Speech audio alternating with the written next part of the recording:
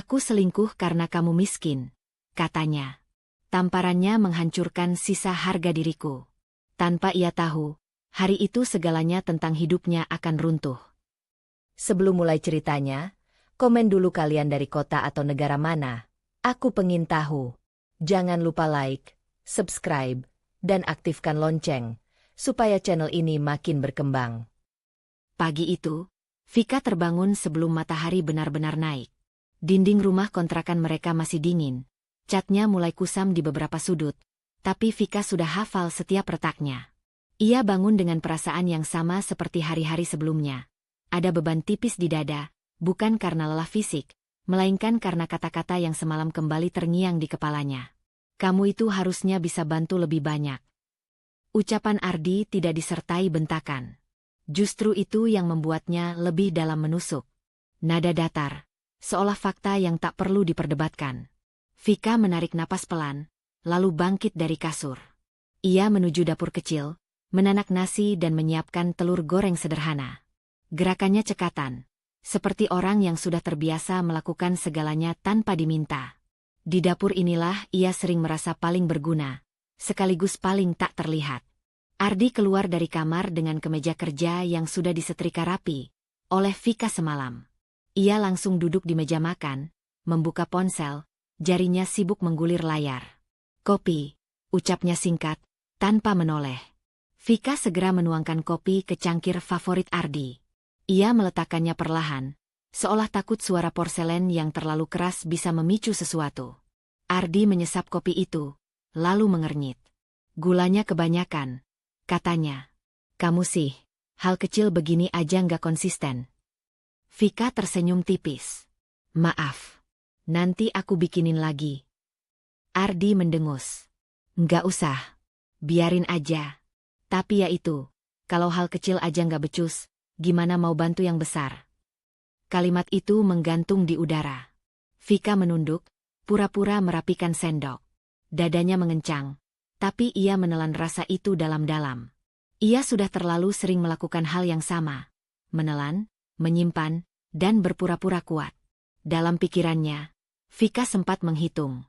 Uang belanja yang ia kelola, pekerjaan sambilan yang ia lakukan dari rumah, semua pengorbanan kecil yang ia anggap sebagai bentuk kontribusi.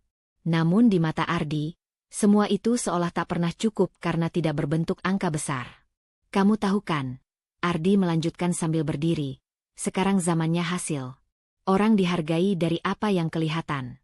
Mobil apa, rumah apa, tabungan berapa. Ia meraih tas kerjanya. Aku capek kerja keras sendirian. Kata sendirian membuat Vika mengangkat wajahnya. Ia ingin berkata bahwa ia juga lelah. Lelah menyesuaikan diri, lelah mengecilkan harapan, lelah merasa kurang. Tapi kata-kata itu berhenti di tenggorokan. Aku cuma mau rumah tangga kita jalan baik, ucap Vika akhirnya. Suaranya nyaris berbisik. Ardi menatapnya sebentar. Sorot matanya dingin dan menilai. Rumah tangga nggak bisa jalan pakai niat doang. FIK. Pakai hasil. Pintu tertutup di belakang Ardi, menyisakan keheningan yang terasa berat. Vika berdiri cukup lama di ruang makan, menatap cangkir kopi yang hampir tak tersentuh. Senyum tipisnya menghilang, digantikan rasa hampa yang sulit dijelaskan. Ia duduk perlahan, tangannya gemetar kecil. Ada bagian dalam dirinya yang ingin membela diri, ingin berteriak bahwa nilainya tidak diukur dari uang semata. Tapi ada juga bagian lain yang lebih besar, yang takut jika ia bersuara, rumah tangga ini benar-benar retak. Vika bangkit dan membersihkan meja. Setiap piring yang ia angkat terasa seperti mengangkat pengakuan diam-diam, bahwa ia terus bertahan, meski harga dirinya perlahan tergerus. Ia berkata pada dirinya sendiri bahwa semua ini sementara, bahwa kesabaran adalah investasi yang kelak akan berbuah. Namun saat ia melihat pantulan wajahnya di jendela, mata yang sedikit redup, bahu yang menegang, untuk pertama kalinya Vika bertanya dalam hati, sampai kapan? Siang menjelang, dan ponselnya bergetar di atas meja. Sebuah pesan masuk dari Ardi. Ingat ya, nanti malam kita ke rumah ibu. Jangan bikin malu. Jari Vika berhenti di atas layar. Rumah Ibu Ardi berarti tatapan menilai, sindiran halus, dan perbandingan yang tak pernah ia menangkan. Biasanya ia hanya mengiyakan, menerima peran sebagai istri yang harus banyak belajar. Kali ini, Vika menutup mata sejenak. Ada dorongan kecil tapi asing di dadanya. Bukan amarah, melainkan keinginan untuk tidak sepenuhnya menghilang. Ia mengetik balasan, menghapusnya, lalu mengetik lagi. Iya. Satu kata yang aman.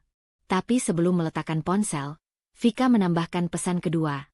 Jarinya sedikit bergetar. Aku mau bicara nanti. Penting. Pesan itu terkirim. Jantung Vika berdegup lebih cepat dari biasanya. Ia tidak tahu apa yang akan ia katakan nanti malam, atau apakah keberanian kecil ini akan membawa masalah baru. Yang ia tahu, keputusan kecil itu terasa berisiko, dan untuk pertama kalinya, ia tidak langsung menariknya kembali. Sejak pesan itu terkirim semalam, Vika merasa ada sesuatu yang tertinggal di udara. Bukan harapan, melainkan kecemasan yang menempel seperti debu halus. Pagi ini ia bangun dengan perut sedikit mual, bukan karena sakit, melainkan karena bayangan rumah Bu Sri yang terus berputar di kepalanya. Ia tahu, setiap kunjungan ke sana selalu menyisakan rasa yang sama. Kecil, tidak cukup, dan serba salah. Di perjalanan, Ardi menyetir dengan satu tangan lainnya menggenggam ponsel. Ia nyaris tak bicara. Vika duduk di sampingnya, menatap jalan yang mengalir cepat. Ia ingin membuka percakapan tentang pesan semalam, tentang bicara penting. Namun setiap kali bibirnya bergerak, kata-kata itu kembali mengendap. Rumah Bu Sri berdiri kokoh, lebih besar dari kontrakan mereka. Begitu masuk, aroma masakan menyeruak, bercampur dengan keheningan yang terasa menilai. Bu Sri muncul dari dapur dengan celemek masih terikat. Sorot matanya langsung menyapu Vika dari ujung rambut hingga ujung sepatu. Ardi, kamu kurusan, katanya, sambil meraih lengan anaknya. Kerja terus, ya. Capek sendiri. Kata sendiri itu kembali terdengar. Vika tersenyum kecil dan menunduk, menyalami Bu Sri. Tangannya terasa dingin. Vika, sapa Bu Sri singkat, tanpa senyum. Masuk. Duduk. Di meja makan, hidangan tersaji rapi. Bu Sri menuangkan sayur ke piring Ardi terlebih dahulu, lalu berhenti sejenak saat giliran Vika.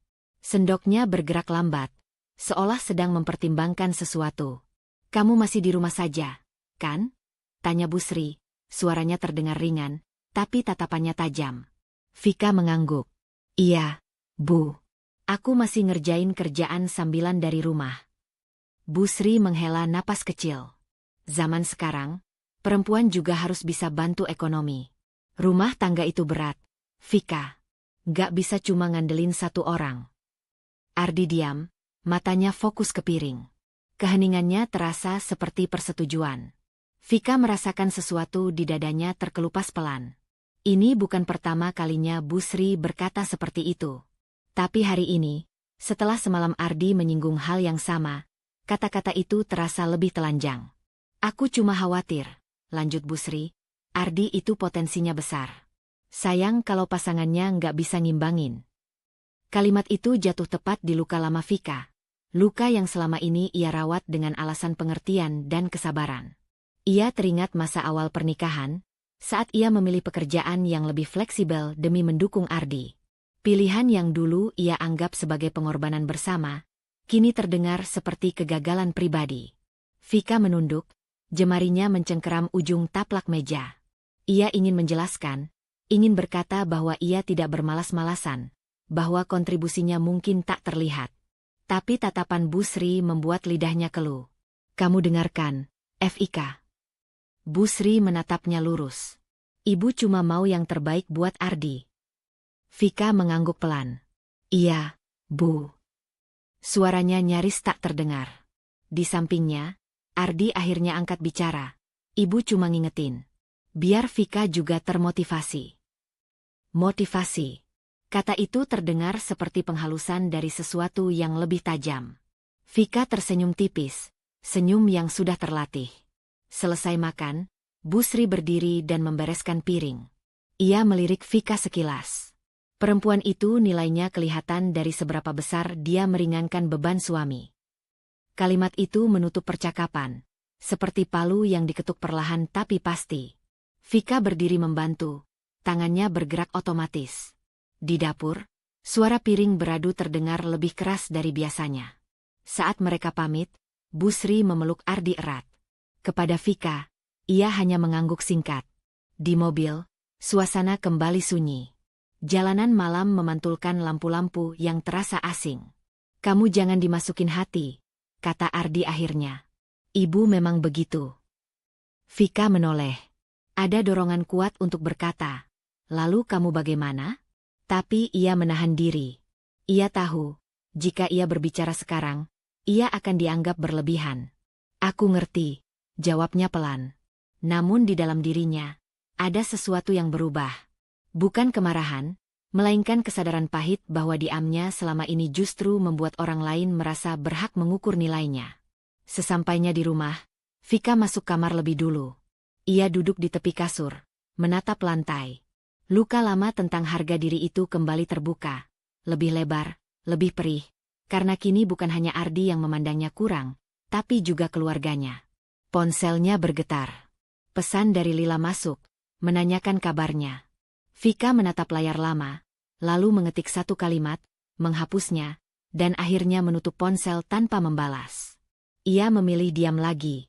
Tapi kali ini, diam itu terasa seperti keputusan berisiko, karena ia sadar, setiap kali ia memilih menahan suara, ada bagian dari dirinya yang semakin terkikis, dan ia tidak tahu berapa lama lagi ia bisa bertahan. Diam yang dipilih Vika malam itu tidak membawanya pada ketenangan. Justru sebaliknya, keheningan terasa seperti gema panjang dari kata-kata Bu Sri yang terus berulang di kepalanya. Pagi ini, Vika bangun dengan mata sedikit sembab, bukan karena menangis, melainkan karena kurang tidur.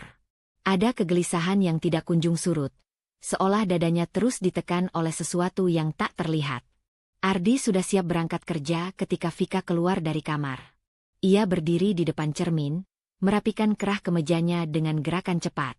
Tidak ada sapaan pagi, tidak ada pertukaran pandang. Vika memperhatikan punggung suaminya, merasa jarak di antara mereka semakin jelas meski berada di ruang yang sama. "Aku bikinin sarapan," ucap Vika pelan, lebih sebagai usaha menjaga rutinitas daripada menawarkan perhatian. "Enggak usah," jawab Ardi singkat. "Aku buru-buru." Nada suaranya datar, bahkan lebih dingin dari hari-hari sebelumnya. Ardi meraih tas dan langsung melangkah keluar. Pintu tertutup tanpa menunggu balasan. Vika berdiri terpaku beberapa detik, lalu menarik napas panjang. Ada bagian kecil dalam dirinya yang merasa ditolak, bukan hanya sebagai istri, tapi sebagai manusia yang ingin diperhatikan. Siang harinya, Vika memutuskan keluar rumah. Ia menghubungi Lila dan meminta bertemu. Ajakan itu biasanya jarang ia lakukan, tapi hari ini ia merasa perlu berada di dekat seseorang yang tidak menilainya dari angka. Mereka bertemu di sebuah kedai kecil yang sederhana, tempat yang sering mereka kunjungi sejak sebelum Vika menikah. Begitu melihat Vika duduk, Lila langsung menangkap sesuatu yang berbeda. Cara Vika memegang cangkir, caranya menghindari kontak mata, semuanya terlalu dikenal. "Kamu kelihatan capek," kata Lila, tanpa basa-basi. Nada suaranya lembut, tapi tegas. Vika tersenyum tipis. "Biasa." Lila menghela napas. "Itu bukan wajah biasa." "Ada apa sama Ardi?" Nama itu membuat bahu Vika sedikit menegang. Ia menunduk, memandangi permukaan kopi yang mulai dingin. Dia lagi banyak kerjaan. "Fik." Lila mencondongkan badan, suaranya diturunkan. "Aku mungkin bukan orang paling paham rumah tangga, tapi aku tahu kalau seseorang mulai menjauh. Dan Ardi kelihatan makin dingin sama kamu." Kata-kata itu terasa seperti konfirmasi dari sesuatu yang selama ini Vika coba sangkal. Ia mengaduk kopinya pelan, mencari jeda. "Dia capek," ulang Vika, seolah meyakinkan dirinya sendiri. "Capek nggak bikin orang merendahkan," balas Lila. "Kamu sadar nggak? Kamu sekarang selalu nyari alasan buat dia." Vika terdiam. Ia ingin membantah, tapi kata-kata itu terlalu tepat. Lila melanjutkan, "Aku cuma mau kamu hati-hati. Jangan sampai kamu terlalu lama diam sampai lupa rasanya dihargai." Kalimat itu menusuk lebih dalam dari sindiran Bu Sri. Karena kali ini, yang berbicara adalah orang yang mengenalnya, yang tahu bagaimana Vika dulu berani dan penuh keyakinan. Sore itu, Vika pulang dengan perasaan bercampur. Ada dorongan kecil dalam dirinya untuk tidak lagi menelan semuanya sendirian. Ketika Ardi pulang malam hari, Vika sudah menunggunya di ruang tengah. Televisi menyala tanpa suara. "Kamu pulang malam lagi," kata Vika. Suaranya berusaha tetap tenang. Ardi melepas sepatu dengan gerakan kasar. "Kenapa?" "Aku cuma mau tahu. Akhir-akhir ini kamu kelihatan." "Kelihatan apa?" potong Ardi cepat. Vika menarik napas. "Kelihatan jauh." Kalimat itu membuat Ardi berhenti. Ia menoleh, alisnya mengernyit. "Kamu mulai aneh-aneh lagi." "Aku cuma nanya," jawab Vika. "Aku istrimu. Dan aku suamimu yang capek." Suara Ardi meninggi. "Kamu pikir aku pulang malam itu buat senang-senang?" Nada tinggi itu membuat Vika mundur setengah langkah. Jantungnya berdegup lebih cepat. Ini pertama kalinya Ardi berbicara sekeras itu padanya. Bukan teriakan, tapi cukup untuk membuat udara terasa tegang. "Aku nggak nuduh," kata Vika, lebih pelan. "Aku cuma pengin kita ngobrol." "Ngobrol apa?" Ardi tertawa pendek, tanpa humor. "Setiap kali kita ngobrol, ujung-ujungnya kamu ngerasa tersinggung." Vika merasakan matanya panas, tapi ia menahannya. "Aku cuma pengin kamu dengar." "Dengar apa?" Ardi melangkah lebih dekat, suaranya masih tinggi. "Keluhan kamu soal hal-hal yang sama." Vika terdiam. Ada rasa takut yang belum pernah ia rasakan sebelumnya. Takut pada nada suara orang yang seharusnya menjadi tempat paling aman. Ardi menghela napas keras, lalu memalingkan wajah. "Aku capek. Jangan bikin ribet." Ia masuk ke kamar dan menutup pintu dengan keras. Suara itu menggema di ruang tengah. Vika berdiri sendirian, tubuhnya terasa ringan sekaligus rapuh. Ia duduk perlahan di sofa, memeluk dirinya sendiri. Peringatan lila kembali terngiang. Retakan itu kini nyata, bukan lagi dugaan atau perasaan berlebihan. Ardi bukan hanya menjauh, ia mulai membentak. Vika menatap pintu kamar yang tertutup. Untuk pertama kalinya, ia bertanya pada dirinya sendiri bukan tentang bagaimana mempertahankan rumah tangga ini, melainkan tentang berapa harga yang harus ia bayar jika terus bertahan. Tangannya meraih ponsel. Ia membuka kontak lila, jarinya berhenti di atas nama itu cukup lama. Lalu ia mengetik satu kalimat singkat, penuh keraguan. "Kalau aku butuh bantuan, kamu ada." Pesan itu terkirim. Vika memejamkan mata, menyadari bahwa pertanyaan sederhana itu mungkin menjadi langkah kecil yang berbahaya. Karena sekali ia mengakui butuh bantuan, ia tidak bisa lagi berpura-pura semuanya baik-baik saja. Pesan yang Vika kirim pada Lila semalam belum sempat ia sesali, tapi keberadaannya membuat tidur Vika terpotong-potong. Ia terbangun beberapa kali dengan jantung berdebar. Setiap kali teringat nada tinggi Ardi dan pintu kamar yang dibanting. Pagi ini, rumah terasa lebih sempit dari biasanya. Udara seolah berhenti mengalir. Ardi belum bangun ketika Vika keluar kamar. Untuk pertama kalinya, Vika tidak langsung merasa lega melihat itu. Ada kecemasan yang menetap, seperti bayangan yang enggan pergi. Ia menyiapkan sarapan seadanya. Pikirannya melayang pada satu pertanyaan yang tak kunjung ia ucapkan. Kalau aku bicara lagi, apa yang akan terjadi?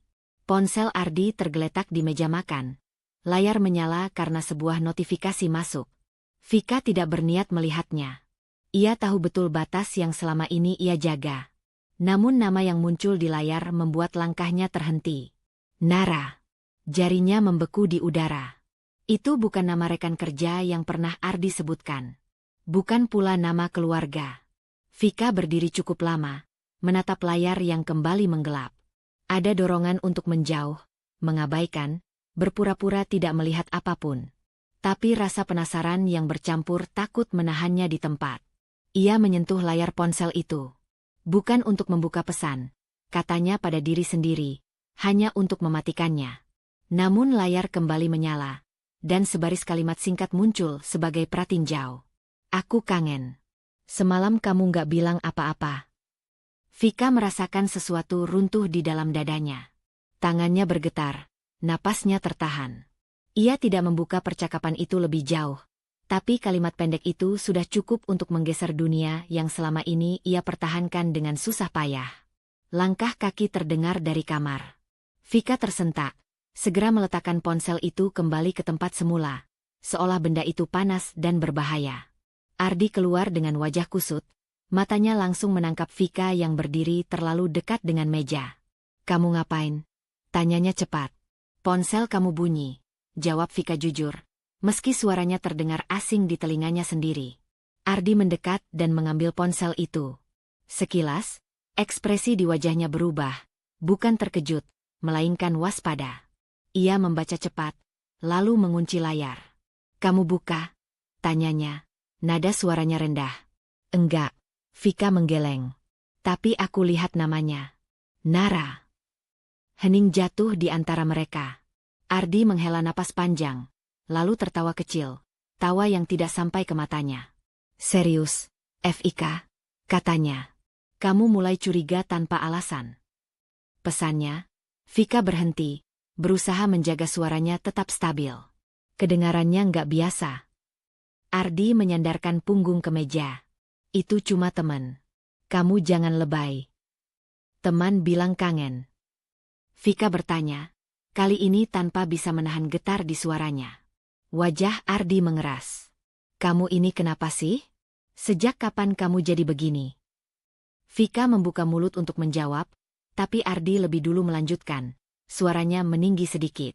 "Kamu tahu masalah kamu apa? Kamu terlalu miskin mental." Kalimat itu jatuh seperti tamparan, lebih keras dari nada tinggi sebelumnya. Vika membeku. "Miskin mental?" ulang Vika pelan. "Iya." Ardi menatapnya tajam. Sedikit-sedikit mikir yang aneh. Sedikit-sedikit ngerasa nggak aman. "Itu capek, Fika." Vika merasakan matanya panas. "Aku cuma nanya. Karena aku istrimu." "Justru karena itu," potong Ardi. "Harusnya kamu percaya. Tapi kamu nggak punya kapasitas buat itu. Kamu terlalu fokus sama perasaan kamu sendiri." Kata-kata itu memutarbalikkan segalanya. Vika merasa seolah posisinya dipindahkan. Dari orang yang bertanya menjadi orang yang disalahkan. Dari istri menjadi sumber masalah. "Aku nggak bermaksud nuduh." Vika mencoba lagi, suaranya semakin pelan. "Aku cuma butuh kejelasan." "Kejelasan apa?" Ardi mengibaskan tangan. "Semua ada di kepala kamu. Kamu terlalu kecil buat ngerti dunia di luar." Ucapan itu menusuk tepat ke luka yang selama ini ia sembunyikan. Perasaan tidak cukup, tidak setara. Vika menunduk, dadanya sesak. Ia ingin melawan, ingin mengatakan bahwa ia tidak bodoh atau lemah. Tapi lidahnya keluh, tubuhnya seperti kehilangan tenaga. Ardi mengambil tasnya. "Aku nggak punya waktu buat drama begini. Pikirin diri kamu sendiri. Jangan semua kamu tarik ke arah negatif." Pintu kembali tertutup, kali ini tanpa dibanting. Tapi justru itu yang membuatnya terasa lebih kejam. Vika perlahan duduk di kursi. Ia menatap meja makan. Ponsel Ardi sudah tidak ada di sana. Nama Nara berputar di kepalanya, bukan hanya sebagai nama, tapi sebagai simbol dari sesuatu yang belum berani ia akui sepenuhnya. Ia meraih ponselnya sendiri, membuka percakapan dengan Lila. Jarum jam berdetak pelan di dinding, seolah memberi tekanan tambahan. "Aku lihat sesuatu hari ini," tulis Vika, lalu berhenti. Jarinya gemetar. Ia menghapus kalimat itu, lalu menulis ulang. "Kalau aku salah, aku takut. Tapi kalau aku benar, aku lebih takut lagi." Pesan itu terkirim. Vika meletakkan ponsel dan memeluk lututnya. Di dalam dirinya, sebuah pilihan mulai terbentuk. Belum jelas, belum berani. Namun ia tahu, setelah melihat pesan itu dan mendengar kata-kata Ardi, ia tidak akan pernah bisa kembali sepenuhnya ke ketidaktahuan yang dulu ia sebut aman. Nama itu belum juga pergi dari kepala Vika sejak pagi. Nara. Ia tidak lagi muncul sebagai sekadar dugaan, melainkan sebagai bayangan yang kini punya suara, kalimat, dan mungkin wajah. Sejak percakapan singkat dengan Ardi kemarin, Vika merasa pijakan batinnya bergeser. Ia tidak menangis, tidak juga marah. Yang ada justru perasaan kosong, seperti seseorang yang dipaksa menilai ulang posisinya sendiri. Siang itu, Vika menerima pesan dari nomor tak dikenal. Mbak Vika? Aku Nara. Kita perlu bicara sebentar. Aku nggak mau salah paham terus. Jantung Vika berdegup lebih cepat. Tidak ada basa-basi, tidak ada permintaan izin. Kalimat itu terdengar seperti pernyataan sepihak. Dan justru itulah yang membuat Vika merasa kecil. Ia menatap layar cukup lama, lalu membalas singkat. Di mana? Mereka bertemu di sebuah kafe yang tidak terlalu ramai, tidak jauh dari pusat kota. Vika datang lebih dulu, duduk di sudut ruangan. Ia memilih tempat yang terbuka, seolah ingin memastikan dirinya tetap terlihat, tetap nyata. Ketika Nara datang, Vika langsung tahu siapa perempuan itu tanpa perlu diperkenalkan. Nara melangkah dengan percaya diri. Penampilannya rapi, cara ia tersenyum tenang namun penuh perhitungan. Ia menarik kursi di depan Vika tanpa ragu. Makasih udah mau ketemu, kata Nara. Nada suaranya datar, hampir ramah. Aku nggak mau kita saling nebak-nebak. Vika mengangguk pelan. Ia memperhatikan setiap gerak-gerik Nara, bukan dengan iri, melainkan dengan perasaan aneh, seperti sedang melihat cermin yang memantulkan sesuatu yang bukan dirinya. Kamu tahu aku istrinya Ardi, ujar Vika akhirnya. Nara tersenyum tipis. Iya, justru karena itu aku kesini. Kalimat itu membuat dada Vika mengencang. Nara melanjutkan, aku nggak mau kelihatan seperti orang yang sembunyi-sembunyi. Ardi juga nggak suka hal-hal yang nggak jelas. Ardi juga nggak suka. Seolah mereka berada di satu sisi yang sama. Kamu mau apa? Tanya Vika. Suaranya tetap terkendali meski jantungnya berdetak kencang. Nara mencondongkan badan sedikit. Aku cuma mau jujur. Ardi nyaman sama aku. Dia ngerasa didengar, dihargai. Vika menelan ludah. Itu alasan kamu menemui aku? Sebagian, jawab Nara. Sebagian lagi karena aku rasa kamu perlu tahu posisi kamu sekarang. Posisi. Kata itu berputar di kepala Vika, mengiris perlahan. Kamu tahu, lanjut Nara, kadang hubungan itu berubah. Bukan karena ada yang salah, tapi karena ada yang lebih cocok. Vika menatap Nara lurus-lurus. Ia tidak melihat rasa bersalah di sana. Yang ada justru keyakinan, seolah ia sedang berbicara dari tempat yang lebih tinggi. Ardi bilang kamu orang baik, tambah Nara. Tapi kamu terlalu bertahan. Dia butuh pasangan yang bisa ngimbangin, bukan yang bikin dia merasa sendirian. Kalimat itu terasa seperti pengulangan dari suara lain. Bu Sri, Ardi sendiri, kini datang dari orang asing yang merasa berhak menilai. Vika merasakan telapak tangannya dingin. Aku nggak datang buat rebut, kata Nara ringan. Aku cuma nggak mau kamu salah paham. Ardi sudah memilih caranya sendiri. Vika tersenyum kecil. Senyum yang lebih mirip refleks daripada ekspresi. Dan caranya itu dengan membiarkan kamu bicara sama aku. Nara mengangkat bahu. Dia nggak melarang. Itu sudah cukup. Bukan pengakuan eksplisit, tapi implikasinya jelas. Vika merasakan sesuatu runtuh, bukan karena takut kehilangan Ardi, melainkan karena menyadari betapa rendah posisinya dibiarkan jatuh. Ia bangkit dari kursinya. Kalau itu saja, pembicaraan kita selesai. Nara menatapnya, sedikit terkejut, lalu tersenyum lagi. Aku harap kamu bisa dewasa, Mbak Vika. Kata dewasa itu menusuk. Vika tidak membalas. Ia melangkah keluar dari kafe dengan langkah cepat, dadanya terasa sesak. Di luar, ia berhenti sejenak, menarik napas dalam-dalam, seolah baru saja keluar dari ruang sempit yang kekurangan udara. Di rumah, Vika duduk sendirian di ruang tengah. Bayangan Nara dan kata-katanya berkelindan dengan ucapan Ardi selama ini. Ia menyadari sesuatu yang membuat tenggorokannya tercekat. Ia tidak merasa cemburu. Yang ia rasakan adalah kehinaan. Perasaan diposisikan sebagai penghalang, bukan pasangan. Ponselnya bergetar. Sebuah pesan masuk dari Ardi. Tadi Nara cerita kamu ketemu dia. Aku harap kamu nggak bikin suasana makin ribet. Vika menatap layar itu lama. Kata-kata Ardi menegaskan apa yang baru saja ia sadari. Bahkan dalam pertemuan itu, ia bukan subjek yang perlu dilindungi, melainkan variabel yang harus dikendalikan. Ia mengetik balasan, menghapusnya, lalu mengetik lagi. Aku cuma mau dihargai. Pesan itu terkirim. Jantung Vika berdegup kencang. Ia tahu kalimat itu bisa memicu sesuatu yang lebih besar. Sesuatu yang belum siap ia hadapi sepenuhnya. Tapi untuk pertama kalinya, Vika tidak menarik ucapannya kembali. Meski ia sadar, harga dari keberanian kecil itu mungkin jauh lebih mahal dari yang ia bayangkan. Pesan yang Vika kirim pada Ardi semalam masih belum dibalas. Pagi itu, ia terbangun dengan dada terasa berat, seolah ada beban yang sengaja diletakkan tepat di atas napasnya.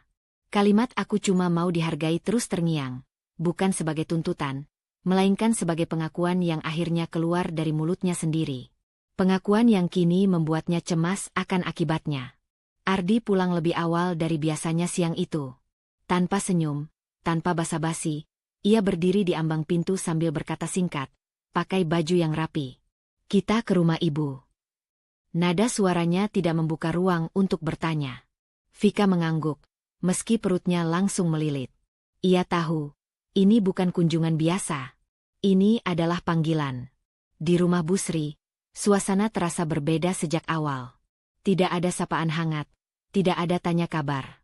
Busri duduk tegak di ruang tamu. Kedua tangannya terlipat di pangkuan, sorot matanya tajam dan siap menghakimi.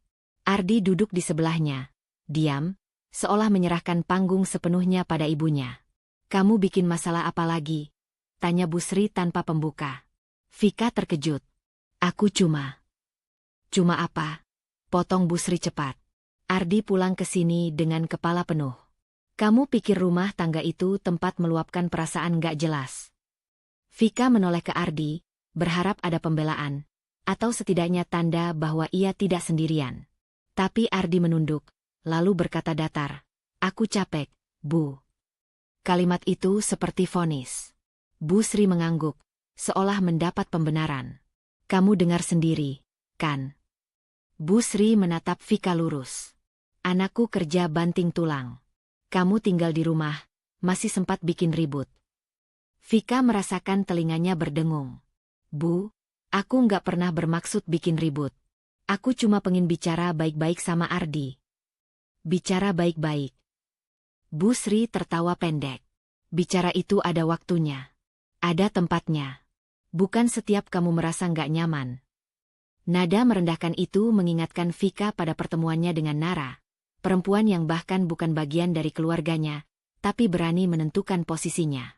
Kini, tekanan itu datang dari ibu mertua yang seharusnya menjadi penyeimbang, bukan penekan. "Kamu itu harus tahu diri," lanjut Busri, suaranya dingin.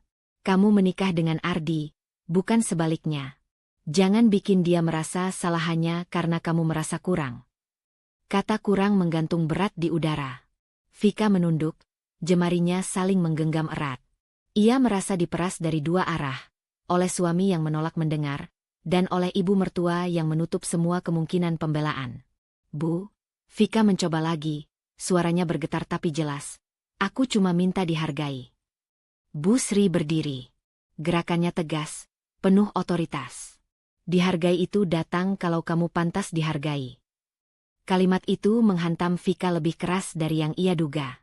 Bukan karena kejamnya, tapi karena diucapkan dengan keyakinan penuh. Seolah harga diri memang sesuatu yang harus dibuktikan, bukan dimiliki. Ardi akhirnya berdiri juga. "Sudah, Bu. Nggak usah diperpanjang." Tapi kata-kata itu tidak diarahkan untuk membela Vika. Justru sebaliknya, Ardi menoleh padanya. "Kamu dengar sendiri kan? Jangan kebawa perasaan terus." Vika mengangguk pelan.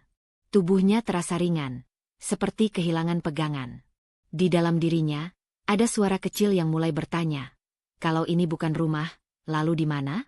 Mereka pulang dalam keheningan. Di mobil, Ardi berkata singkat, "Aku harap kamu bisa belajar menempatkan diri." Menempatkan diri. Seolah selama ini Vika berada di posisi yang salah, bukan di pernikahan yang timpang. Sesampainya di rumah, Vika masuk kamar dan menutup pintu perlahan. Ia duduk di lantai, punggungnya bersandar pada ranjang. Tidak ada air mata, tidak ada amarah. Yang ada hanya kesadaran dingin yang merayap pelan. Ia tidak lagi punya tempat aman. Rumah ini, yang ia jaga dan rawat, tidak memberinya perlindungan. Suaminya tidak berdiri di sisinya. Ibu mertuanya tidak melihatnya sebagai manusia utuh. Bahkan suaranya sendiri kini terasa seperti kesalahan. Ponselnya bergetar. Pesan dari Lila masuk. Kamu nggak apa-apa? Aku kepikiran. Vika menatap layar itu lama. Untuk pertama kalinya, ia merasa lebih aman pada pesan singkat dari luar rumah daripada kata-kata di dalamnya. Ia mengetik balasan singkat. Aku butuh tempat buat berpikir. Pesan itu terkirim. Jantungnya berdegup cepat. Ia belum tahu kemana harus pergi, atau apa yang akan ia lakukan. Tapi satu hal mulai jelas di kepalanya. Bertahan dalam diam bukan lagi bentuk kesabaran, melainkan cara perlahan menghapus dirinya sendiri. Kalimat aku butuh tempat buat berpikir yang Vika kirim pada Lila belum terjawab hingga pagi. Ia duduk di tepi ranjang dengan pakaian yang sama sejak semalam, merasa asing di kamar yang selama ini ia sebut rumah. Kesadaran bahwa ia tidak lagi punya tempat aman membuat setiap sudut terasa dingin. Bahkan cahaya matahari yang masuk dari celah gorden tidak membawa kehangatan, hanya menyoroti betapa sepinya ia berdiri di tengah hidupnya sendiri. Ardi pulang lebih malam dari biasanya. Ia masuk tanpa salam, meletakkan tas di kursi, lalu berdiri di tengah ruang tamu seolah sudah menyiapkan satu keputusan. Vika keluar dari kamar perlahan. Ia tidak lagi berharap pada nada suara yang lembut. Ia hanya ingin kejelasan. Kita harus ngomong, kata Ardi. Tidak ada emosi, hanya ketegasan yang membuat perut Vika melilit. Vika mengangguk. Ia duduk di sofa, menjaga jarak. Tangannya saling menggenggam, mencoba menahan gemetar yang semakin sulit disembunyikan. Ardi berdiri, menyandarkan punggung ke dinding. Aku nggak mau ini berlarut-larut. Kita dewasa. Kita harus realistis. Kata realistis kembali muncul, seperti mantra pembenaran. Vika menatap Ardi tanpa menyela. Aku nggak akan munafik, lanjut Ardi. Aku memang dekat sama Nara. Napas Vika tercekat. Ia sudah menduga, tapi mendengar pengakuan itu secara langsung tetap terasa seperti jatuh dari ketinggian. Dan, tanya Vika pelan. Dan aku nggak mau ini jadi skandal, kata Ardi cepat. Nama aku dipertaruhkan. Pekerjaan, relasi, semua. Ia melangkah sedikit lebih dekat. Kamu istriku. Kamu tahu betapa pentingnya citra. Vika merasakan kepalanya berdenyut. Jadi kamu mau aku apa? Ardi menarik napas, seolah hendak mengatakan sesuatu yang wajar. Terima saja. Kita jalan seperti biasa. Kamu di rumah, aku urus-urusan di luar. Nara tahu batas. Kata-kata itu membuat Vika menegakkan tubuhnya. Batas yang mana? Batas yang gak bikin kamu kelihatan bodoh, jawab Ardi tanpa ragu. Selama kamu diam, semua orang baik-baik saja. Vika menatap suaminya lama. Ada ketakutan di dadanya, tapi juga kejernihan yang baru. Kamu minta aku mengorbankan diri aku sendiri. Jangan lebay, potong Ardi. Banyak orang hidup kayak gini. Kamu cuma terlalu idealis. Idealis. Seolah keinginan untuk dihormati adalah kemewahan yang tidak layak dimiliki. Kalau aku nggak mau? Tanya Vika, suaranya bergetar. Ardi menghela napas keras. Kamu mau apa? Cerai? Kamu pikir hidup kamu bakal lebih mudah? Kalimat itu menghantam tepat pada ketakutan terdalam Vika. Ia terdiam. Ardi melanjutkan, nada suaranya menekan. Kamu mau kemana? Dengan apa? Kamu pikir dunia akan nunggu kamu siap? Vika merasakan dadanya sesak. Bayangan hidup sendiri muncul. Tagihan, sepi, tatapan orang-orang. Semua ketakutan yang selama ini membuatnya bertahan kini dihadirkan Ardi sebagai senjata. Aku nggak bilang kita pisah, kata Ardi lebih tenang, seolah murah hati. Aku cuma minta kamu dewasa. Terima kenyataan. Vika menunduk. Ada bagian dalam dirinya yang ingin berteriak bahwa ini bukan kenyataan yang ia pilih. Tapi ada juga bagian lain yang gemetar membayangkan melangkah sendirian. Ardi meraih jaketnya. Pikirin baik-baik. Jangan ambil keputusan emosional. Pintu tertutup, meninggalkan Vika sendirian dengan pikirannya yang berisik. Ia duduk lama, menatap lantai. Kata-kata Ardi terus berputar, menekan, membentuk gambaran masa depan yang menakutkan. Ia berdiri dan berjalan ke depan cermin. Wajah yang menatapnya tampak pucat. Mata itu bukan mata perempuan yang cemburu, melainkan mata seseorang yang dipaksa memilih antara harga diri dan rasa aman semu. Vika duduk kembali di sofa, meraih ponselnya. Pesan dari Lila akhirnya masuk. Aku ada. Kalau kamu mau datang, pintuku kebuka. Air mata yang sejak tadi ia tahan akhirnya jatuh. Bukan karena kehilangan Ardi, tapi karena menyadari betapa ia selama ini bertahan pada ketakutan. Ia mengetik balasan perlahan. Kalau aku pergi, aku takut nggak bisa balik. Pesan itu terkirim. Jantung Vika berdegup kencang. Untuk pertama kalinya, ia benar-benar mempertimbangkan berpisah, bukan sebagai ancaman, melainkan sebagai kemungkinan nyata. Dan ketakutan itu, alih-alih menghentikannya, justru membuatnya sadar bahwa keputusan apapun yang ia ambil nanti akan mengubah hidupnya selamanya. Ketakutan yang Vika tuliskan pada Lila semalam tidak menghilang saat pagi datang.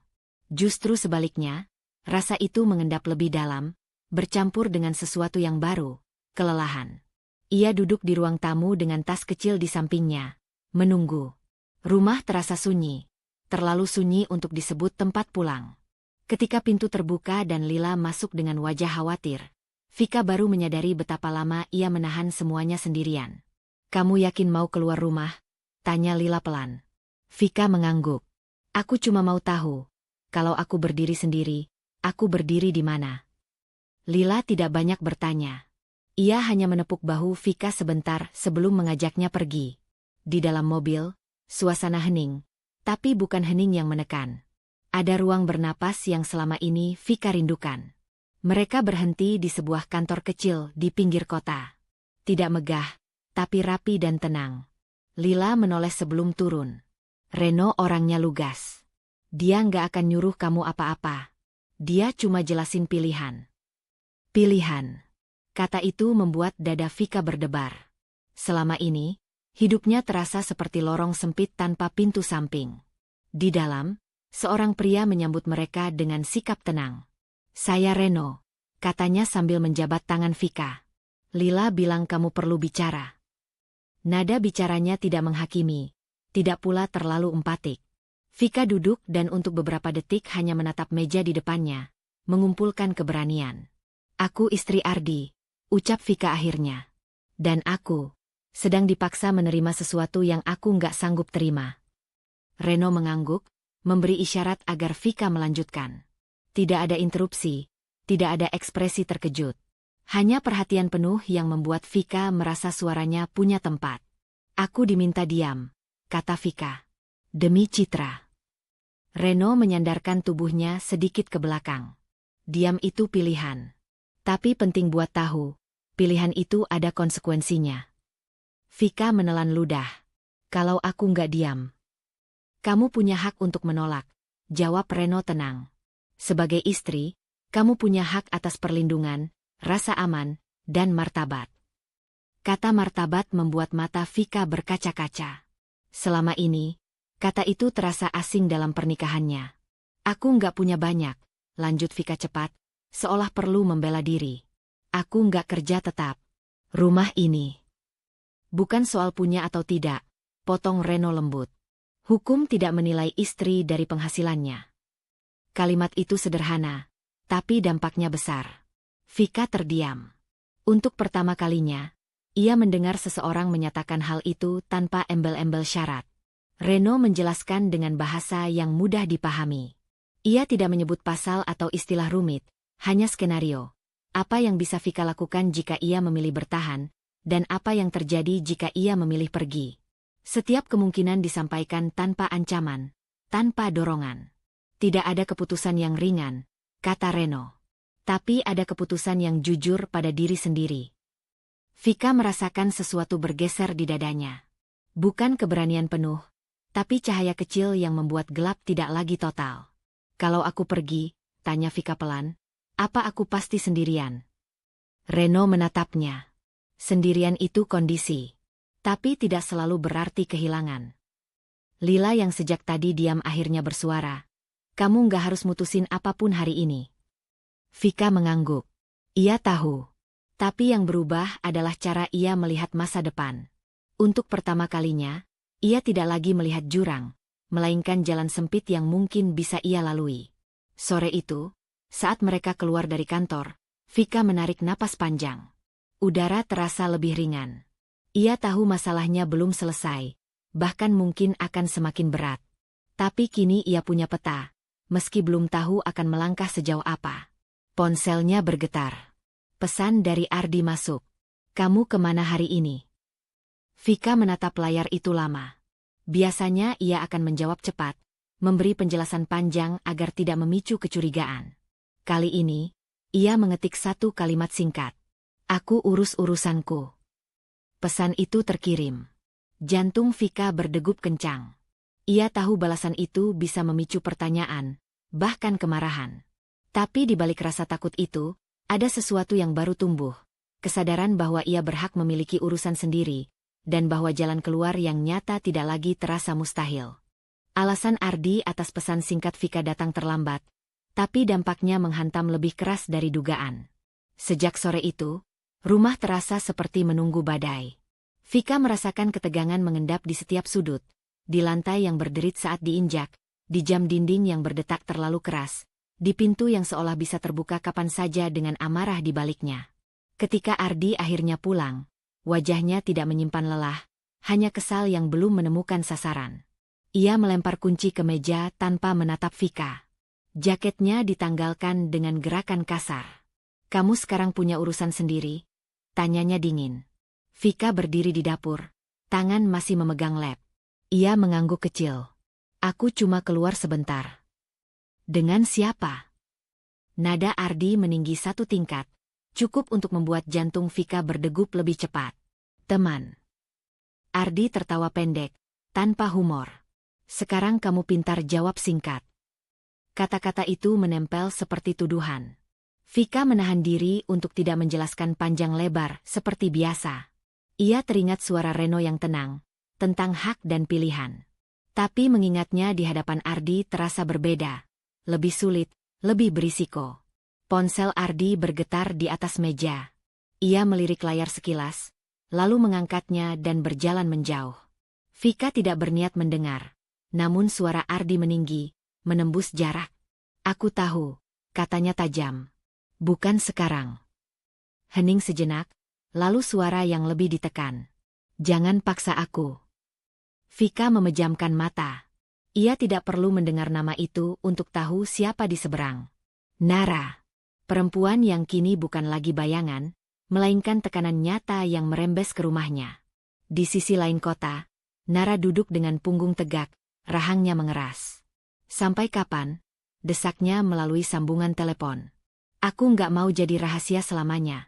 Ardi, kamu bilang mau hidup jujur." "Ini nggak sesederhana itu," jawab Ardi. "Justru sederhana," potong Nara. "Kamu pilih, aku atau dia." Kata dia diucapkan tanpa nama, seolah Vika sudah kehilangan identitas. Nara menutup telepon lebih dulu, meninggalkan tuntutan menggantung seperti pisau. Ardi kembali ke ruang tengah dengan langkah berat. Wajahnya memerah. "Kamu bikin aku kelihatan bodoh," katanya tiba-tiba. Vika menatapnya, terkejut. "Aku?" "Kamu berubah. Dingin. Sok punya rahasia." Ardi mendekat. "Kamu pikir aku nggak sadar?" Jarak mereka menyempit. Vika mundur satu langkah, punggungnya hampir menyentuh meja. "Aku cuma butuh ruang." "Ruang?" Ardi mendengus. "Sejak kapan kamu butuh ruang dari aku?" Nada suaranya keras, tak lagi terkontrol. Vika merasakan getaran di tubuhnya, bukan karena teriakan itu saja, tetapi karena ia melihat sesuatu yang baru di mata Ardi, ketidaksabaran yang siap meledak. "Kamu mau aku jelasin apa lagi?" tanya Vika, suaranya berusaha stabil. Ardi membentak, "Jangan muter-muter. Kamu bikin masalah di saat aku lagi ditekan." Vika terdiam. Ia menyadari, untuk pertama kalinya, Ardi tidak lagi berusaha membenarkan diri dengan kata-kata manis atau logika terbalik. Ia marah karena terpojok. Dan kemarahan itu mencari jalan keluar. "Dengar," kata Ardi, lebih rendah tapi penuh ancaman. "Kamu jangan macam-macam. Jangan bikin aku ambil keputusan yang bikin semua orang malu." Semua orang. Bukan kita. Kata itu menancap dalam-dalam. Vika merasakan ketakutan yang berbeda dari sebelumnya. Bukan hanya takut ditinggalkan, tapi takut kehilangan kendali atas keselamatannya sendiri. Ia mengangguk, refleks lama yang sulit dilepaskan. Namun di dalam dirinya, ada suara kecil yang menolak tunduk sepenuhnya. Ketika Ardi berbalik pergi ke kamar, membanting pintu, Vika berdiri terpaku, napasnya terengah. Malam itu, ia duduk di tepi ranjang, memeluk lutut. Ponselnya di tangan, jempolnya gemetar. Ia membuka pesan Lila, mengetik lalu menghapus, mengetik lagi. Kalau suatu hari aku harus pergi cepat, aku boleh ke tempatmu. Pesan itu tidak langsung ia kirim. Ia menatap layar lama, menyadari bahwa menanyakan itu saja sudah berarti ia mengakui kemungkinan terburuk. Akhirnya, dengan tarikan napas panjang, Vika menekan tombol kirim. Keputusan kecil. Berisiko. Tapi untuk pertama kalinya, ia memilih bersiap, bukan untuk menyenangkan siapapun, melainkan untuk melindungi dirinya sendiri. Pagi itu, Vika terbangun dengan dada terasa berat, seolah ada beban yang semalaman diletakkan tepat di atas napasnya. Ia hampir tidak tidur. Setiap kali terpejam, wajah Ardi dengan sorot mata dingin kembali muncul, disertai nada suara yang sejak beberapa hari terakhir berubah kasar dan asing. Pesan Lila semalam, kalau kamu perlu pergi, jangan ragu, masih menggantung di benaknya, bukan sebagai ajakan, melainkan peringatan. Ketika Vika melangkah ke ruang makan, Ardi sudah duduk di sana. Kopi di cangkirnya tak lagi mengepulkan uap. Wajahnya kaku, seperti seseorang yang telah memantapkan niat untuk menyerang, bukan berbicara. Kita selesaikan sekarang, kata Ardi tanpa menoleh. Vika menarik kursi dengan hati-hati. Ia duduk, punggungnya tegak, meski jari-jarinya saling mencengkeram di pangkuan. Ada bagian dalam dirinya yang ingin lari, tapi ada pula yang menuntutnya bertahan. Setidaknya kali ini, ia ingin mendengar semuanya sampai tuntas. Apa yang mau kamu selesaikan? Tanya Vika pelan. Ardi menatapnya tajam, seolah kesabaran sudah lama habis. Aku nggak mau pura-pura lagi. Aku selingkuh. Kalimat itu jatuh tanpa peringatan, tanpa nada bersalah. Vika merasakan dadanya mengencang. Dunia seakan menyempit, tapi ia tidak menangis. Ia hanya mengangguk kecil, menunggu kelanjutan yang terasa lebih menakutkan daripada pengakuan itu sendiri. Ardi bersandar, bibirnya menyunggingkan senyum tipis yang menyakitkan. Suaranya meninggi, penuh pembenaran. Aku selingkuh karena kamu miskin, katanya tajam. Miskin uang, miskin ambisi, miskin cara berpikir. Aku capek hidup pas-pasan sama kamu. Kata-kata itu menghantam Vika seperti pukulan telak di wajah. Bukan karena ia tak pernah mendengar Ardi merendahkannya, melainkan karena kali ini ia mengatakannya tanpa ragu, tanpa upaya menyamarkan kebencian. Vika merisonya tercekat, tenggorokannya kering. Namun ia memaksa dirinya tetap duduk, tetap menatap Ardi. Jadi itu alasanmu? Suaranya bergetar, tapi tidak pecah. Semua ini cuma soal uang. Ini soal harga diri, balas Ardi cepat. Aku butuh perempuan yang bikin aku kelihatan berhasil. Vika tersenyum pahit. Senyum yang lahir dari kesadaran pahit bahwa selama ini ia menukar martabatnya dengan kesetiaan yang tak pernah dihargai. Pintu depan terbuka. Bu Sri masuk dengan langkah mantap, seolah tahu persis momen yang ia pilih. Tatapannya langsung tertuju pada Vika, dingin dan menilai. Sudah aku bilang dari dulu, ujar Bu Sri tanpa basa-basi.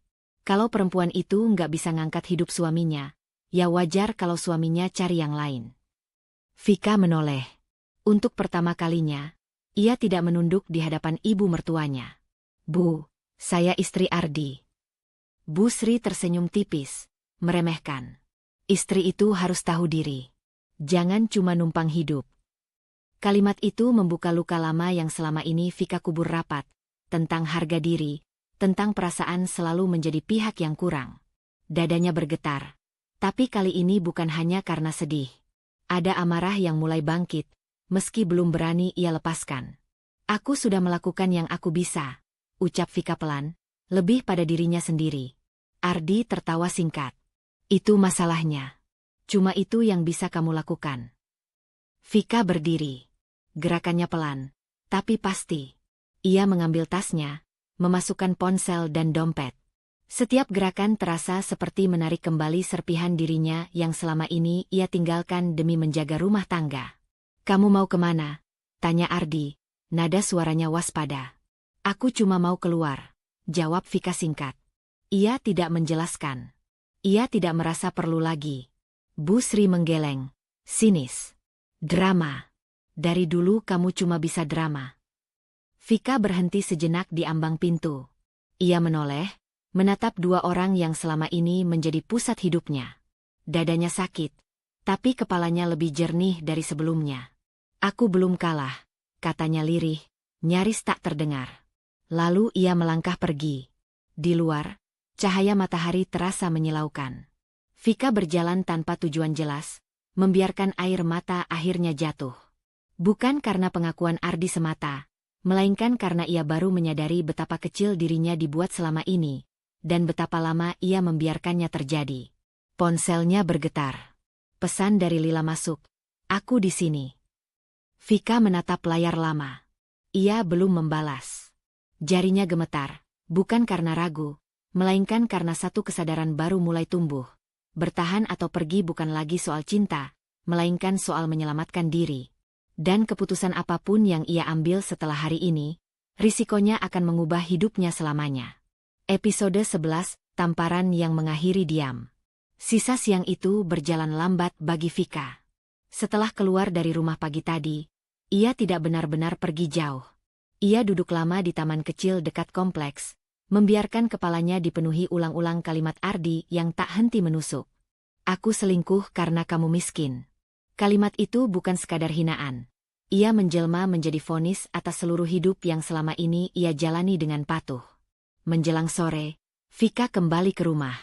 Bukan karena ia sudah memaafkan, melainkan karena ada barang-barang yang ingin ia ambil, dan lebih dari itu, ada batas yang ingin ia lihat, sejauh apa Ardi akan melangkah. Rumah itu menyambutnya dengan udara panas dan sunyi yang tegang, seolah tahu pertengkaran belum selesai. Ardi sedang menelepon ketika Vika masuk. Nada suaranya tinggi, penuh pembelaan. "Jangan dengerin omongan dia," katanya tajam. "Aku yang tanggung jawab." Vika berhenti di ambang ruang tengah. Ia tidak berniat menguping, tapi nama yang keluar dari mulut Ardi membuat langkahnya tertahan. "Nara nggak salah apa-apa," lanjut Ardi. "Dia cuma jujur sama perasaannya." Telepon ditutup dengan hentakan. Ardi menoleh dan melihat Vika berdiri di sana. Sorot matanya langsung berubah, defensif, marah, dan seolah mencari alasan untuk menyerang lebih dulu. "Kamu dengar-dengar lagi?" tuduhnya. Vika menarik napas dalam. "Aku dengar namaku disebut barusan."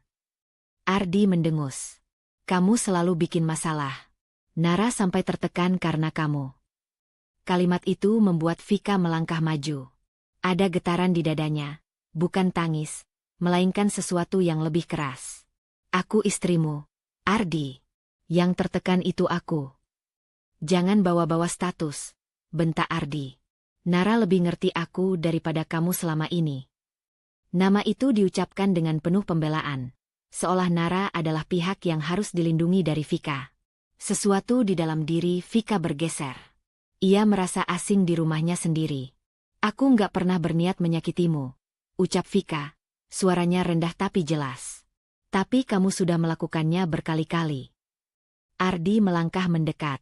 Jarak mereka kini terlalu dekat. "Kamu jangan sok jadi korban," katanya. "Kalau kamu dari awal bisa ngimbangin aku, semua ini nggak bakal kejadian." Vika menggeleng pelan. "Ini pilihanmu. Jangan salahkan aku." Kalimat itu seolah menjadi pemicu. Wajah Ardi memerah. Tangannya terangkat cepat, lebih cepat dari kesadaran Vika untuk menghindar. Suara tamparan itu keras, memecah ruangan. Tubuh Vika terhuyung. Pipinya terasa panas, berdenyut. Ia memegang wajahnya, matanya terbelalak, bukan karena sakit semata, melainkan karena realitas yang baru saja terwujud di hadapannya. Ardi berdiri kaku, napasnya memburu. "Jangan pernah hina Nara di depanku," katanya kasar, seolah tamparan itu pembelaan yang sah. Untuk beberapa detik, Vika tidak bergerak. Dunia terasa jauh, Suara Ardi seperti datang dari lorong panjang. Ia perlahan menurunkan tangannya dari pipi. Tidak ada air mata. Tidak ada teriakan. Diamnya kali ini berbeda. Bukan dia menahan, melainkan diam yang mengunci sesuatu di dalam dirinya. Jadi ini batasmu? Tanya Vika pelan. Ardi tidak menjawab. Ia memalingkan wajah, seperti orang yang baru menyadari tindakannya namun terlalu egois untuk menyesal. Langkah kaki terdengar dari arah dapur. Bu Sri muncul, wajahnya tegang. Ia melihat posisi Vika dan Ardi, lalu memandang pipi Vika yang memerah. Ngapain ribut-ribut? Tanyanya. Vika menoleh. Bu, anak ibu menampar saya. Bu Sri terdiam sesaat, lalu menarik napas. Kamu pasti memancing emosi Ardi, katanya akhirnya.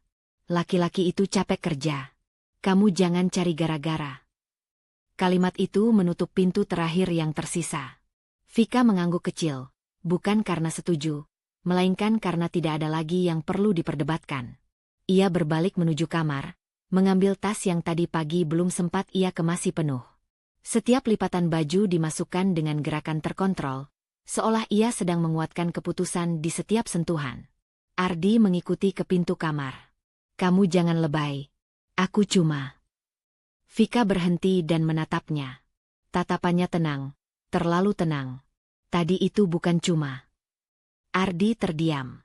Vika melangkah keluar kamar dengan tas di tangan. Bu Sri memandangnya tajam, tapi Vika tidak lagi menunduk. Ia berjalan menuju pintu, jantungnya berdebar keras. Namun langkahnya mantap.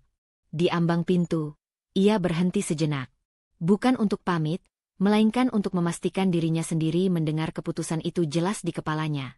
Ia tidak akan kembali menjadi perempuan yang diam demi mempertahankan luka. Ia membuka pintu dan melangkah keluar. Udara malam menyentuh wajahnya yang masih berdenyut. Vika mengeluarkan ponsel, membuka kontak Lila, dan mengetik satu kalimat pendek, kalimat yang menandai titik tanpa balik. Aku datang sekarang. Ia menekan kirim. Dengan itu, diamnya berubah menjadi keputusan batin yang tak bisa ditarik kembali. Malam di rumah Lila berjalan pelan. Vika duduk di tepi sofa, punggungnya bersandar kaku. Tas masih berada di dekat kakinya seolah ia belum sepenuhnya percaya bahwa ia telah pergi. Pipi kirinya masih terasa nyeri, tapi rasa sakit itu kalah oleh denyutan di dadanya. Campuran takut, lega, dan kosong yang belum pernah ia rasakan bersamaan. Lila tidak banyak bicara. Ia hanya menyodorkan segelas air hangat dan duduk di samping Vika, menjaga jarak yang cukup agar Vika tidak merasa didesak. Diam Lila terasa berbeda dari diam Ardi atau Bu Sri. Diam ini memberi ruang. Aku harus telepon ayah, ucap Vika akhirnya, suaranya pelan namun mantap. Lila menoleh. Sekarang? Vika mengangguk. Selama ini, ia selalu menunda. Bukan karena ayahnya jauh atau sulit dihubungi, melainkan karena ia tak ingin terlihat gagal. Ia menekan nomor yang hafal di luar kepala, jari-jarinya sedikit bergetar. Halo, Kak? Suara Hadi terdengar tenang di seberang, seperti biasa. Vika menutup mata. Satu kata itu hampir membuatnya menangis. Ayah, bisa datang ke sini besok. Tidak ada pertanyaan berlebih. Tidak ada nada panik. Alamatnya kirim. Ayah berangkat pagi. Telepon ditutup. Vika menatap layar ponsel lama. Untuk pertama kalinya, ia merasa tidak sendirian tanpa harus menjelaskan apapun. Keesokan paginya, Vika kembali ke rumah yang dulu ia sebut tempat pulang. Bukan sendirian. Hadi berjalan di sampingnya, langkahnya tidak tergesa, mengenakan kemeja sederhana yang rapi, wajahnya bersih dan datar. Tidak ada aura orang yang hendak menuntut atau menyerang. Hanya ketenangan yang sulit dijelaskan. Ardi membuka pintu dengan ekspresi kesal yang langsung berubah heran ketika melihat pria di samping Vika. Siapa? Tanyanya singkat. Ayah saya, jawab Vika. Hadi mengangguk sopan. Hadi. Ardi menilai cepat. Pakaian biasa, sepatu lama, sikap yang terlalu tenang. Ia menggeser tubuh memberi jalan, sedikit meremehkan. Bu Sri muncul dari ruang tengah, sorot matanya tajam. Oh, ini orang tua Vika. Bu Sri menyilangkan tangan. Silakan duduk. Mereka duduk berhadapan. Udara terasa berat, tapi Hadi tetap tenang. Punggungnya tegak, tangannya terlipat santai di pangkuan. Vika duduk di sampingnya, merasakan kehadiran ayahnya seperti jangkar. Ada apa sampai datang begini? Tanya Ardi, nadanya defensif. Hadi menatap Ardi tanpa menghakimi. Saya kesini karena anak saya terluka. Bu Sri terkekeh kecil. Namanya rumah tangga. Pak, ribut itu biasa. Hadi mengangguk pelan. Ribut biasa tidak meninggalkan bekas di wajah. Kalimat itu diucapkan datar, tapi membuat ruangan mendadak sunyi. Ardi mengalihkan pandangan, rahangnya mengeras. Ini cuma salah paham. Ardi berkata cepat. Vika terlalu sensitif. Hadi menoleh ke Vika. Ayah nggak perlu tahu versi siapapun selain kamu. Tapi ayah mau dengar dari mulutmu sendiri. Kamu aman di sini. Pertanyaan itu sederhana, tapi membuat dada Vika sesak. Ia menggeleng pelan. Tidak. Satu kata itu mengubah segalanya. Bu Sri tampak hendak bicara, namun Hadi lebih dulu mengangkat tangan, bukan dengan sikap menggurui, melainkan menenangkan. Kalau begitu, kata Hadi, ayah akan bawa Vika pergi. Ardi tertawa kecil, sinis. Bawa kemana? Mau hidup dari apa? Hadi menatapnya lagi. Tatapan itu tidak tajam, tidak merendahkan, justru membuat Ardi gelisah. Soal hidup, biar ayah yang urus. Tugas kamu seharusnya menjaga, bukan melukai. Ardi ingin membalas, tapi kata-katanya tertahan. Ada sesuatu dari cara Hadi berbicara, tanpa emosi, tanpa pembelaan diri, yang membuat Ardi merasa kecil, seolah semua teriakannya selama ini tak ada artinya. Bu Sri menghela napas keras. Jangan lebay. Anak perempuan kalau pulang ke orang tua, nanti menyesal. Hadi tersenyum tipis. Menyesal karena selamat, Bu. Vika menatap ayahnya. Untuk pertama kalinya sejak lama, ia tidak merasa harus membela siapapun. Ia berdiri, mengambil tasnya. Tangannya tidak gemetar. Ardi ikut berdiri. Kamu pikir ini selesai? Vika menatapnya. Tenang. Belum. Tapi aku sudah selesai diam. Hadi berdiri di samping Vika. Kami pamit. Di luar, Vika menghirup udara panjang. Mobil ayahnya terparkir sederhana, tapi terasa seperti pintu keluar yang nyata. Sebelum masuk, Hadi menoleh padanya. Kamu yakin? Tanyanya pelan. Vika mengangguk. Ketakutan masih ada, tapi kini berdampingan dengan keyakinan baru. Aku yakin. Mobil melaju meninggalkan rumah itu. Dari kaca spion, Vika melihat Ardi berdiri kaku di teras. Wajahnya tegang, bukan karena marah, melainkan karena untuk pertama kalinya, ia kehilangan kendali tanpa tahu bagaimana cara merebutnya kembali. Mobil melaju tenang menyusuri jalan utama kota. Dari balik jendela, Vika memandangi bangunan-bangunan tinggi yang dulu selalu terasa asing baginya. Kini, duduk di samping ayahnya, ia merasakan ketenangan yang berbeda, bukan karena masalahnya selesai, melainkan karena ia tidak lagi sendirian menghadapinya. Hadi menyetir dengan fokus, wajahnya tetap datar seperti biasa. Tidak ada tanda-tanda seseorang yang menyimpan rahasia besar.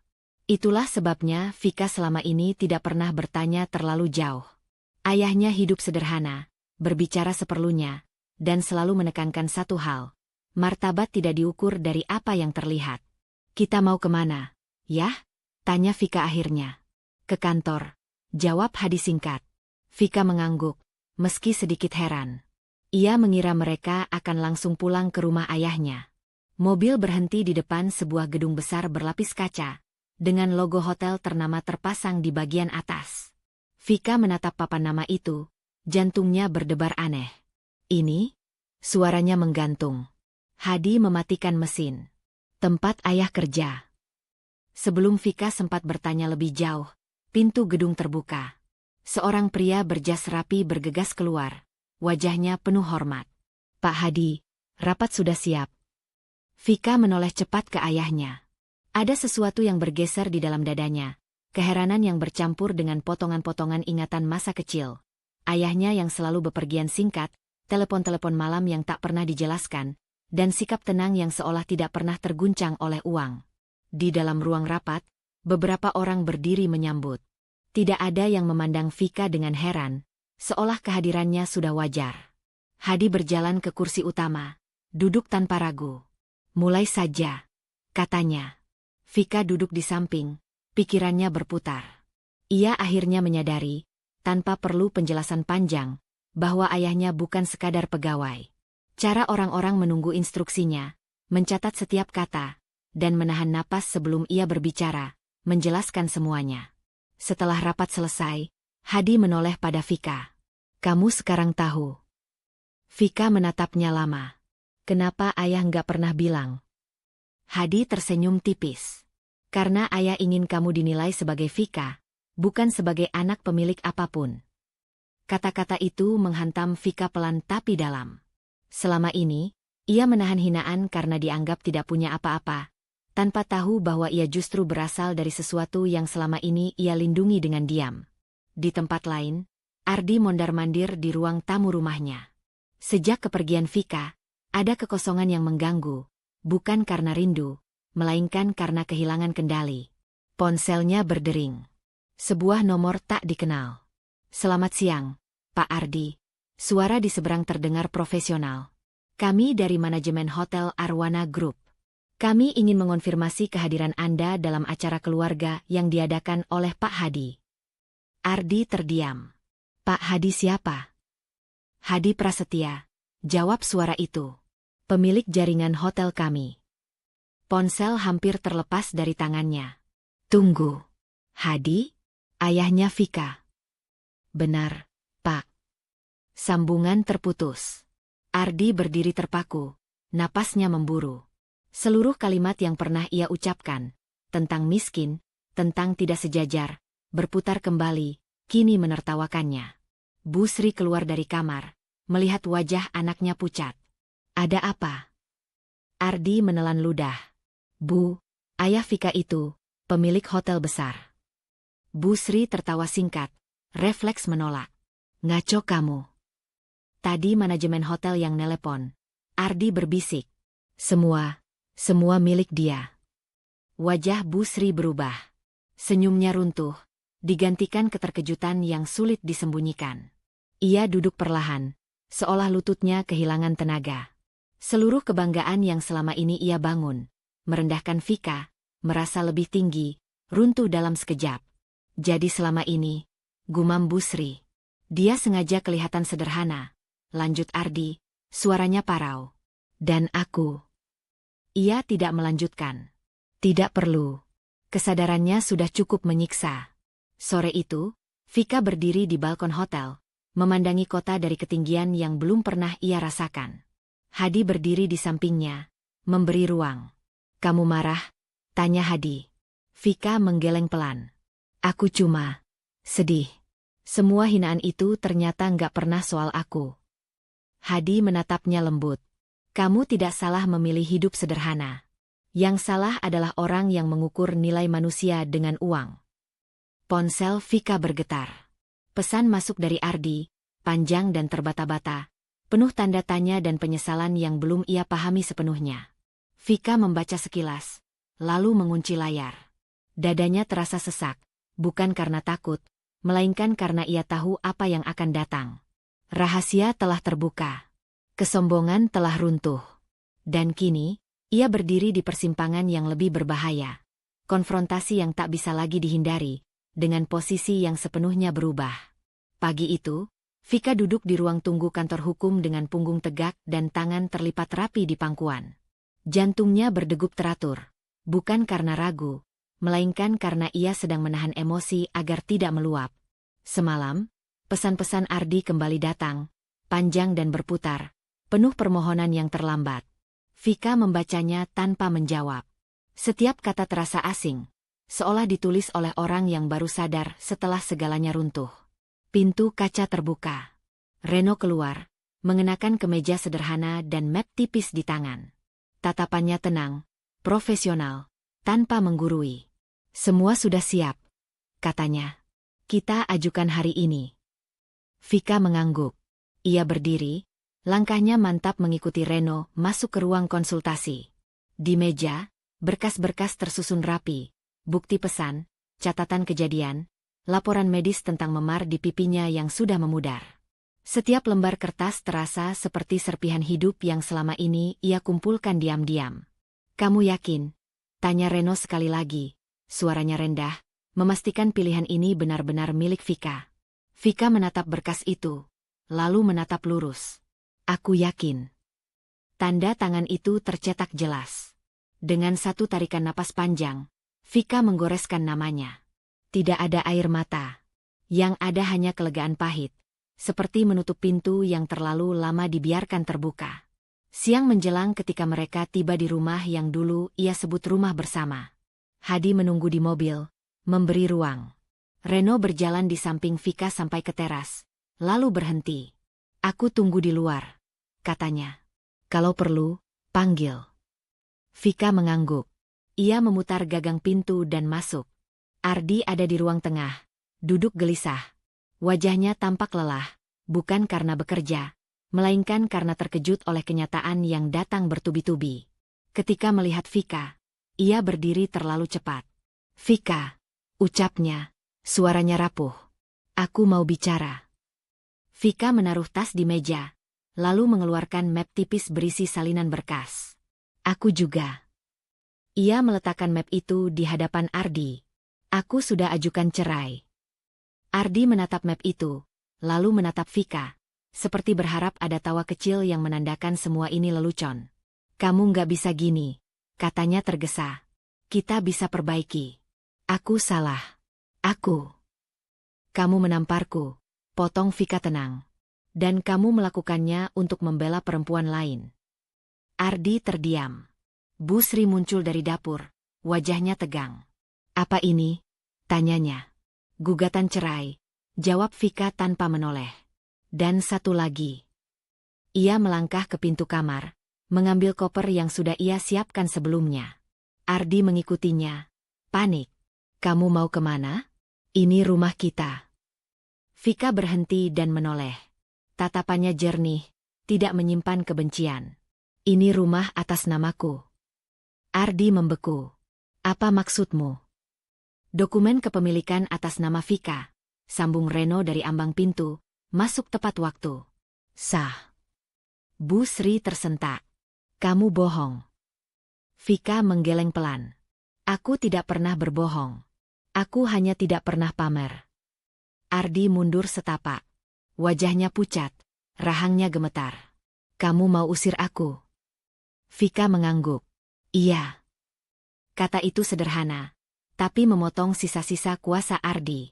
Ia menelan ludah, matanya berkaca-kaca. "Tolong. Aku akan berubah." Vika memandangnya lama. Ia melihat laki-laki yang dulu ia bela mati-matian, kini berdiri tanpa pijakan. Ada kasihan yang singgah, singkat, lalu pergi. "Penyesalanmu datang setelah kamu merasa kehilangan. Bukan saat aku terluka." Bu Sri maju selangkah, suaranya meninggi. "Kamu nggak berhak." Reno mengangkat tangan. "Tenang. Bu, proses hukum sudah berjalan. Kami minta kerjasama." Ardi menunduk. Bahunya turun. Tanpa berkata lagi, ia berjalan ke kamar, mengemasi barang-barang dengan gerakan terburu. Vika berdiri di ruang tengah, menunggu. Tidak ada kemenangan di wajahnya. Yang ada hanya keheningan yang akhirnya adil. Beberapa menit kemudian, Ardi keluar dengan koper. Ia berhenti di depan Vika. "Aku benar-benar menyesal." Vika membuka pintu. Angin siang masuk, membawa suara jalanan. "Aku tahu," katanya pelan. "Dan itu tidak lagi cukup." Ardi melangkah keluar. Bu Sri menyusul, wajahnya keras menahan malu. Pintu tertutup. Vika bersandar sesaat, menghembuskan napas panjang. Reno menatapnya. "Kamu baik-baik saja?" Vika mengangguk, meski dadanya bergetar. "Aku akan baik." Di luar, Hadi tersenyum kecil saat Vika mendekat. "Kamu berani," katanya. Vika menatap rumah itu. Bekas, kenangan, luka, lalu memutar kunci. Keputusan kecil, berisiko, namun tegas. Ia mengganti kunci hari itu juga. Saat pintu terkunci, Vika tahu satu hal. Ini belum selesai sepenuhnya. Proses hukum masih panjang. Emosi masih bergelombang. Namun untuk pertama kalinya, arah hidupnya berada di tangannya sendiri. Pagi datang dengan sunyi yang berbeda. Rumah terasa lengang, bukan karena kehilangan, melainkan karena tidak lagi dipenuhi ketegangan. Vika berdiri di ruang tengah, memandang pintu yang kemarin ia kunci dengan tangan sendiri.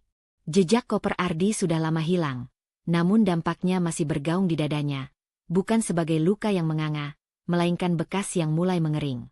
Ia merapikan meja, menyusun kembali benda-benda kecil yang dulu kerap ia singkirkan demi menghindari konflik. Setiap sentuhan adalah pernyataan diam. Ia kembali menguasai ruangnya. Ponselnya bergetar.